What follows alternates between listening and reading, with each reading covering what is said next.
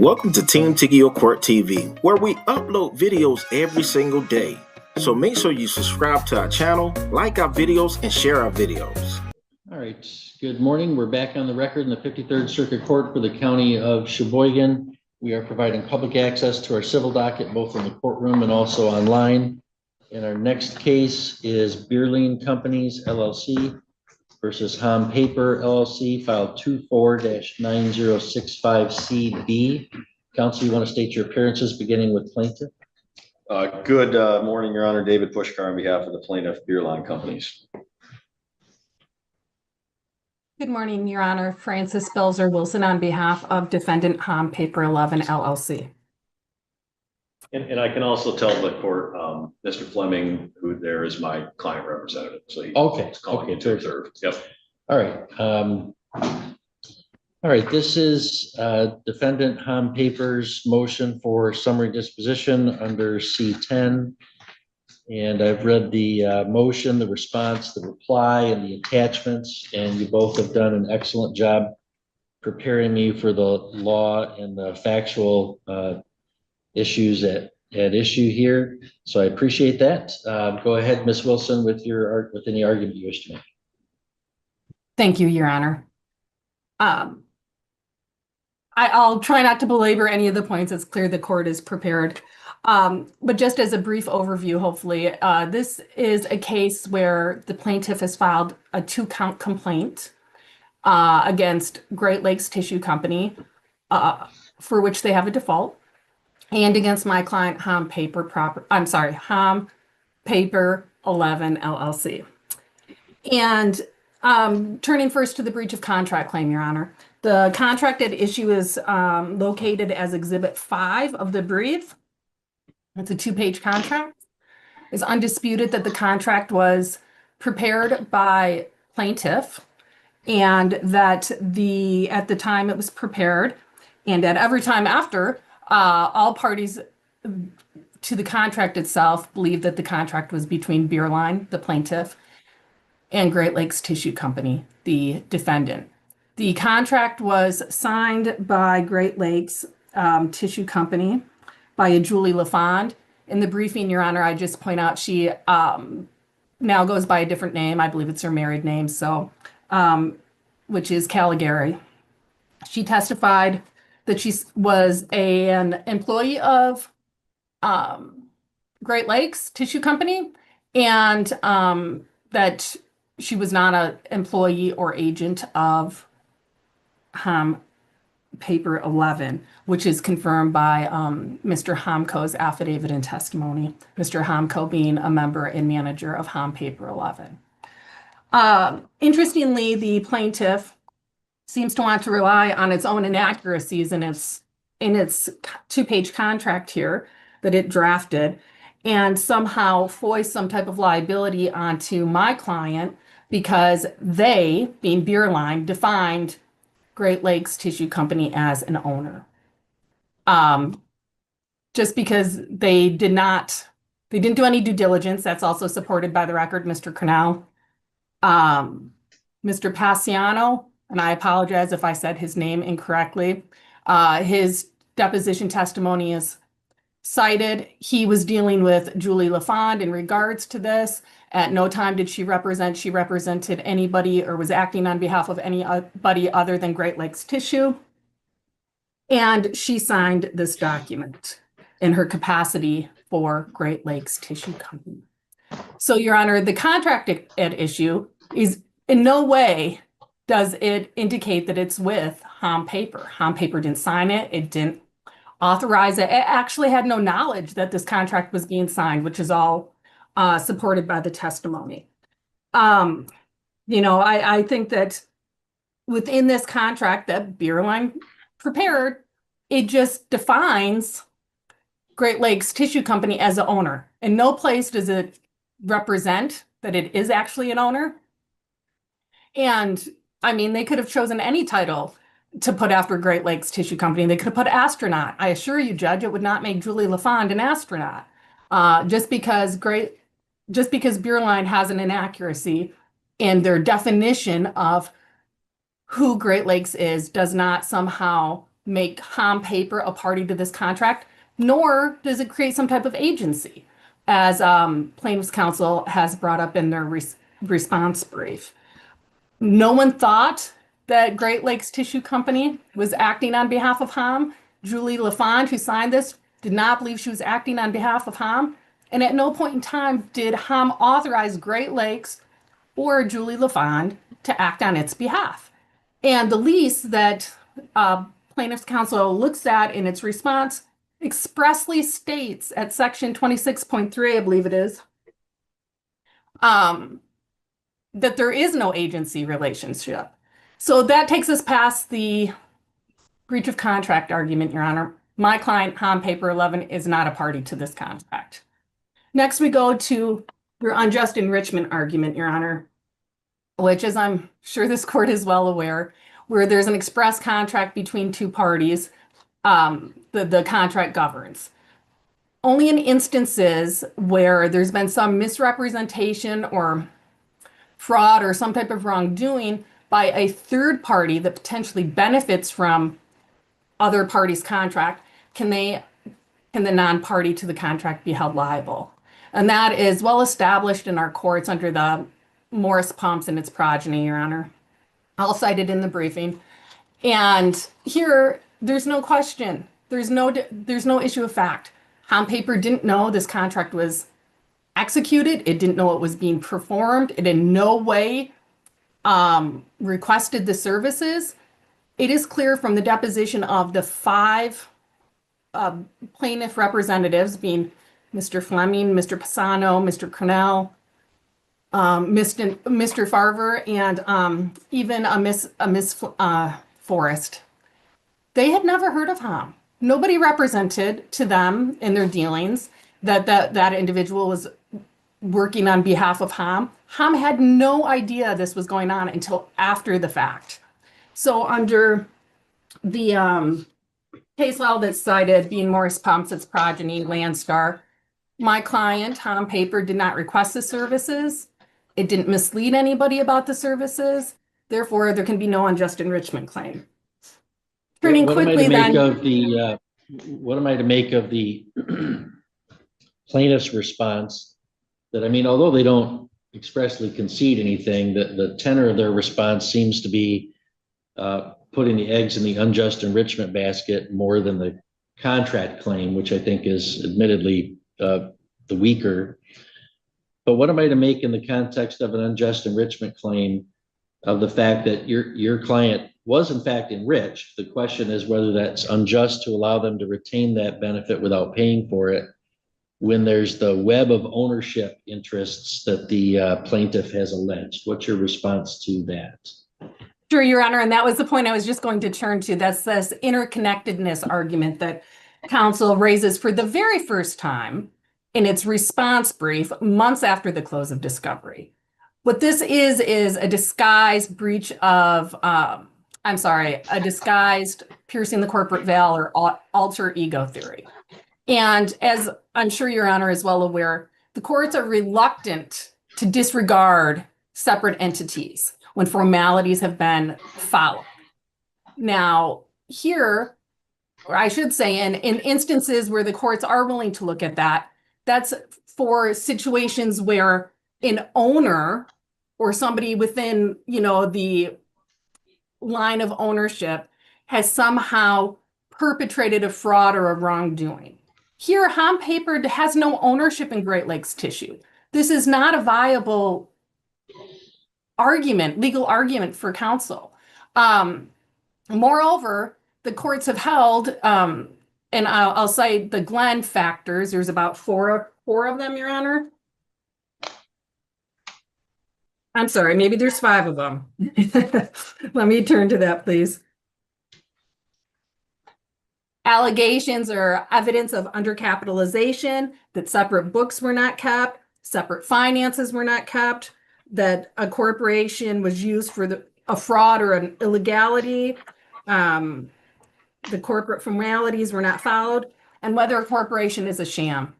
None of that has been established in this case, Your Honor. It is, we are past the point of discovery. This is a wholly inappropriate argument by counsel at the last minute. However, I don't think that it holds any weight. I think it's flawed because it's meant to pierce ownership vows. And we don't have that here, Your Honor. The alleged manipulation has nothing to do with the contract at issue. And they're actually going against, they rely on Mr. Homko. They haven't, he's not even a party to this case. Patriot Advanced Technology is not a party to this case. Ramjet, which they refer to, not a party to this case. Mr. Homko, not a party to this case. So, Your Honor, I don't think that there's been any type of manipulation that's been shown. How could there be when Mr. Homko for Hom Paper didn't know anything about the contract? That being said, I think that this is a piercing the corporate veil argument, and it's wholly inappropriate at this point, and it should be disregarded. And finally, it's fatally flawed.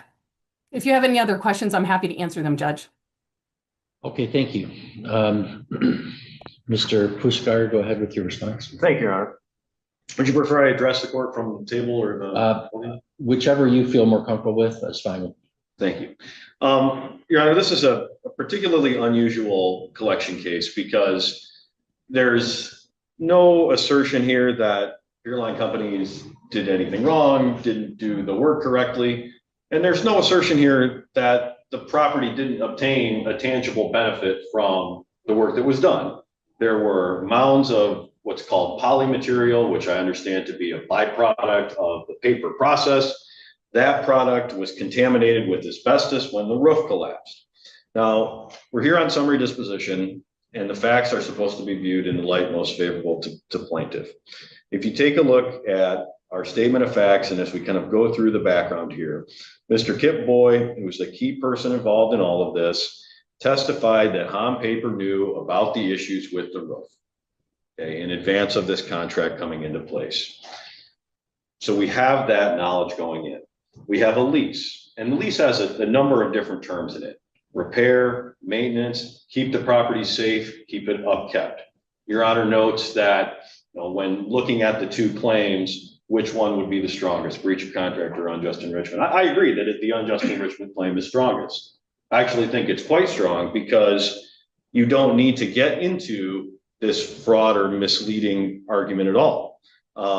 That's a misstatement of what the law is. What the law is was that service requested? Was it requested?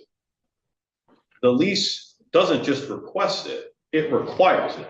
Now, counsel makes, and I would do the same, makes the argument that Hom Paper didn't know of Beerline. Beerline didn't know of Hom Paper. Fair enough. But Hom Paper certainly knew and certainly authorized its tenant to go out and find people to repair, maintain, keep the property safe, keep it in good condition. Well, sure, but doesn't that by its terms then say that's the tenant's obligation to make that happen? Why would that then, if a landlord says, hey, tenant, I want you to keep the property in good repair, that's not the same as the landlord saying, and I'll be on the hook for the cost of it. Well, but in that circumstance, Your Honor, the landlord most certainly knows that it's going to obtain a benefit from that work, right? And so, no, there's not in that scenario, a direct contractual relationship between Hom Paper and Beerline, although I'm arguing about that through another means. There is an understanding that, tenant, when you go out and do that work is going to come back for the benefit of my property. It's a request to have that happen. Okay, so you're saying that term in the lease satisfies, at least implicitly, the requirement for the third party to have requested the benefit to pursue an unjust enrichment claim. There's a contract between the other two parties. Absolutely. So in that scenario, it would be the unjust enrichment claim, not the breach of contract claim.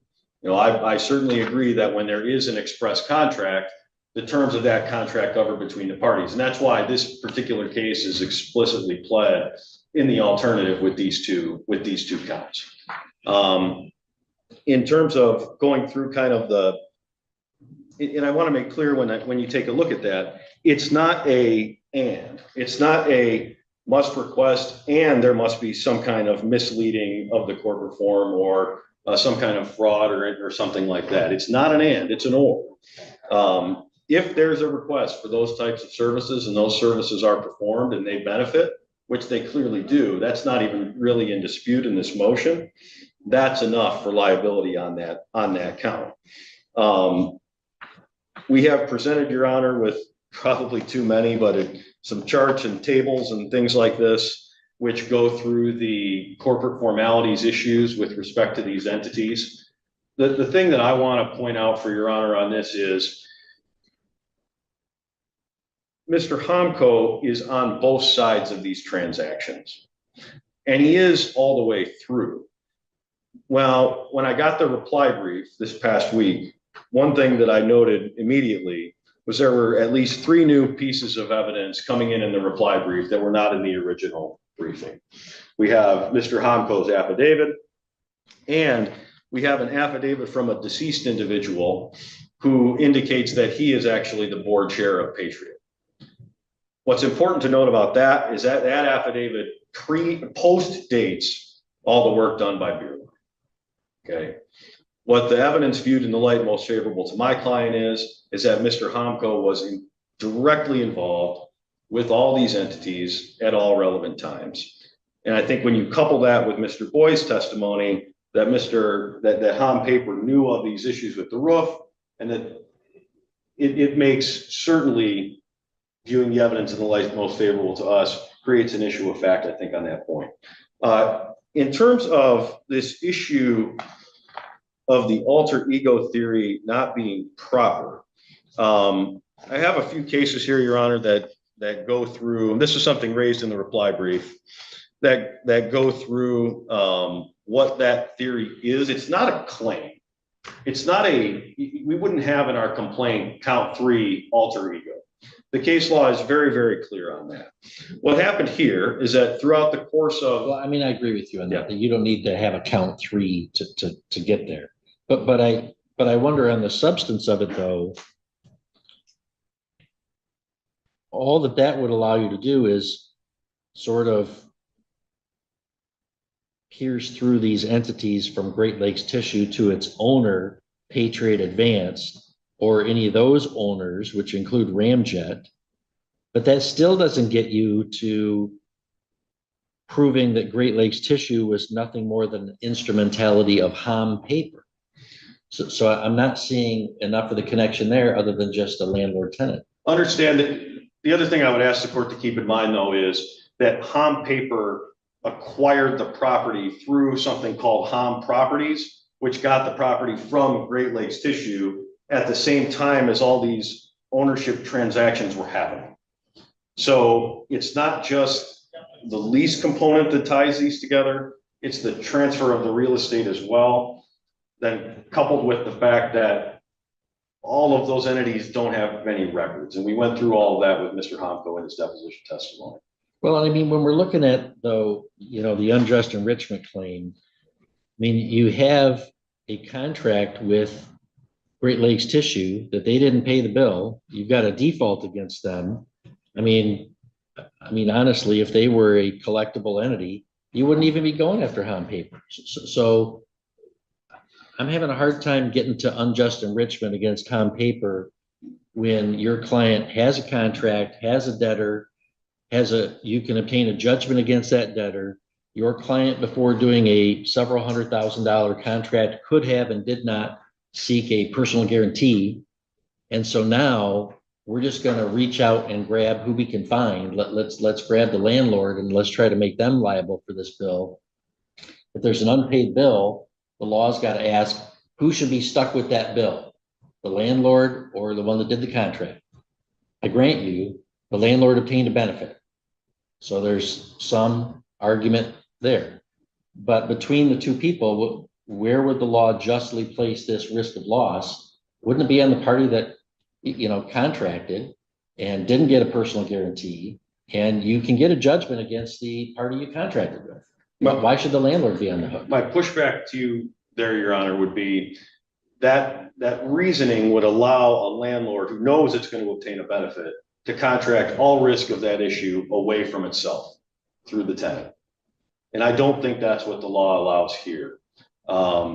If you take a look at that express language in the lease, and then you compare that to what the law of unjust enrichment is, I think those things match up. And I think certainly on summary disposition, they require that claim to make it through, the unjust enrichment claim. Okay. All right, thank you. Anything else I need to know to understand your position? No, Your Honor, thank you. All right, thank you. Ms. Wilson, any response to that rebuttal? Briefly, Your Honor, thank you. I In guess regards I'm particularly interested in your answer to this question then. It seems to me the best foothold the plaintiff has, as I see it, is does this lease, by telling Great Lakes Tissue to keep the property in repair, does that, under these facts, constitute an implicit request for the benefit that would trigger that would satisfy that Morris Pumps case? No, Your Honor, and I think that can be further seen through some of the other cases that I cited, particularly the I believe it's the Landstar case. In that case, essentially what the courts recognize is just because somebody has an underlying contractual obligation to do something, that is where the burden is put. So for what I mean by that, Your Honor, is Hom Paper and Great Lakes delineated their duties. This is Great Lakes' duty to keep this clean, safe, repaired, whatever the language is in the lease. And that's where the burden is placed. There's nothing additional. That is exactly what the Hom Paper and the tenant contracted for. And a third party cannot come in and reach a landlord, an unknowing landlord who didn't know about these contracts, didn't agree to anything. The case cited by plaintiff's counsel, the Rowan case, related to this issue, is very factually and legally different. That was a construction lien case, and in that instance, that landlord was actually paying tenant improvement funds to the contractor doing the work. So, Your Honor, I don't believe that you can go outside the contractual bargain for benefit between these various parties. And, you know, to the counsel's point about new evidence being set forth in the reply brief, we've never once heard a piercing the corporate veil claim or an alter ego claim. Mr. Swenson filed that declaration in a federal lawsuit that plaintiff's counsel was well aware of because they used exhibits from the exact same case in the deposition. So we know that as of at least April, that Mr. Swenson was the chairman for Patriot. And that corroborates Mr. Homko's testimony that was given. So those would be my responses, Your Honor. I think the Landstar versus Next Year and Morris Pumps fully supports Hom Paper's position. There can be no unjust enrichment. There has to be some wrongdoing. All right, thank you. Well, in this case, there's a claim brought by plaintiff against this defendant for breach of contract and unjust enrichment. In January of 2023, plaintiff entered into a contract with Great Lakes Tissue to remove paper byproduct material, which included asbestos contaminated material from a damaged roof. Great Lakes was a tenant of the property under a lease. The actual property owner and the landlord of that lease was the defendant, Hom Paper. There's no dispute that the plaintiff did the work under the contract. There's no claim that that work was unsatisfactory in any way or incomplete. They submitted an invoice to Great Lakes Tissue for $343,000 and some change, and Great Lakes refused to pay it. They've been named as a defendant in the suit for a breach of contract and well, I think in the unjust on both counts. And they've been defaulted. The plaintiffs can seek a judgment if they want. The plaintiff then demanded payment from the landlord, Hom, which also refused to pay, bringing forth this lawsuit. Defendant Ham moved for summary disposition under C8 at the start of the case, and I denied that motion, saying that the plaintiff should at least be allowed to go through discovery to see whether any of these folks were acting as a representative of both companies to support the breach of contract claim, and that the unjust enrichment claim really depended on a lot of factual development. So I denied that motion under C8, allowed the case to proceed to discovery. Now, at the close of discovery, Ham Paper renews a motion for summary disposition, bringing it under C10, alleging that there's no real genuine issue of material fact and that they're entitled to judgment as a matter of law. On the breach of contract claim, I certainly agree with that. Here we have an express contract. It's between the plaintiff and Great Lakes Tissue Company and not Ham. There's no evidence of any contract with Ham. There's no evidence of any contact between the plaintiff and Ham. There's the discovery showed that the representatives that plaintiff were dealing with were representatives of Great Lakes Tissue Company only, and not also representatives of Ham Paper, and that they did not hold themselves out to be such. So therefore, there's really no genuine issue of material fact on the breach of contract claim. And under those undisputed facts, defendant Ham Paper would be entitled to judgment as a matter of law on that claim. Then that brings us to the unjust enrichment claim. Ham Paper says that there's no unjust enrichment because Ham did not request plaintiff services, did not mislead anybody, had no communication with them, relying on the Morris Pumps case 273 Mishap 187 at 196. Quoting the Amjur on restitution and applied contracts, stating as follows, quote, "A third party is not unjustly enriched when it receives a benefit from a contract between two other parties, where the party benefited has not requested the benefit or misled the other parties." And so Ham Paper says, well, we didn't request this benefit. We haven't misled anybody. So it's not unjust for us to have received a benefit by virtue of this contract. Plaintiff's response is really not so much that there was a misleading, but that there was a request for the benefit by way of this lease. The lease between Great Lakes and Ham Paper required Great Lakes to keep the property in good repair. This might well mean that it does mean that Great Lakes was authorized to enter into that contract. But I think that plaintiff interprets that lease too broadly to say that that is a request for the services, even implicitly. I mean, perhaps Ham Paper would have contracted with a different party under different terms, under different timeline or different method of services or payment, or I have no idea. But just because a tenant has engaged a contract for services doesn't obligate the landlord, absent the landlord, really being the one behind the scenes saying, we want this done, this specific service. So there's no evidence here that Ham Paper has requested that this byproduct, including the asbestos, be removed by beer lane companies pursuant to this contract. So for that reason, there's really no genuine issue of material fact on that as well. And the defendant, Ham Paper, would be entitled to judgment as a matter of law on that claim. Beer lane says that, well, there's a complex corporate ownership showing interconnections between Great Lakes and Ham, so that Ham shouldn't be allowed to avoid liability. Great Lakes is owned by Patriot. Thomas Hamco was at some point at least chairman of that board. He's also a member of Ramjet, which is one of the member companies of Patriot. And of course, Hamco is a member of Ham Paper. But in this case, these theories rely on sort of piercing the corporate veil or alter ego theory.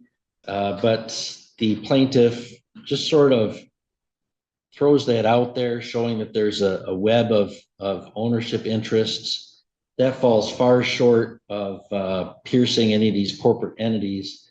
There's no evidence that Great Lakes Tissue was a mere instrumentality of Ham Paper. even if you were to somehow pierce those corporate entities, that would get you to Patriot Group. There's no real evidence that connects the landlord and tenant such that would obligate the landlord here under that lease or under that contract.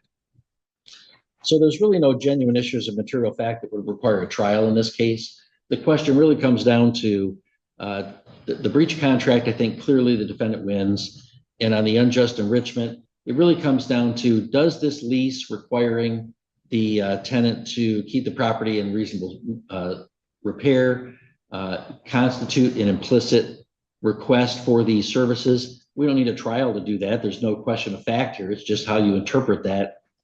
And, I believe that that's too broad of an interpretation of that. There's no evidence that Hom Paper specifically requested these services or that they misled anybody, so that therefore they're entitled to judgment as a matter of law. So I'm going to grant the motion in full of Hom Paper entitled to summary disposition under 2.116 C10. The plaintiff holds a default against Great Lakes. They can notice up a motion for entry of default judgment if they wish. In fact, we'd really need to get there to get to a final judgment for you to pursue appellate review of my decision. But I would grant the motion, and Ms. Wilson, you can submit an order to that effect. All right, thank you all very much. Thank you, Your Honor. Thank you for your time, Judge.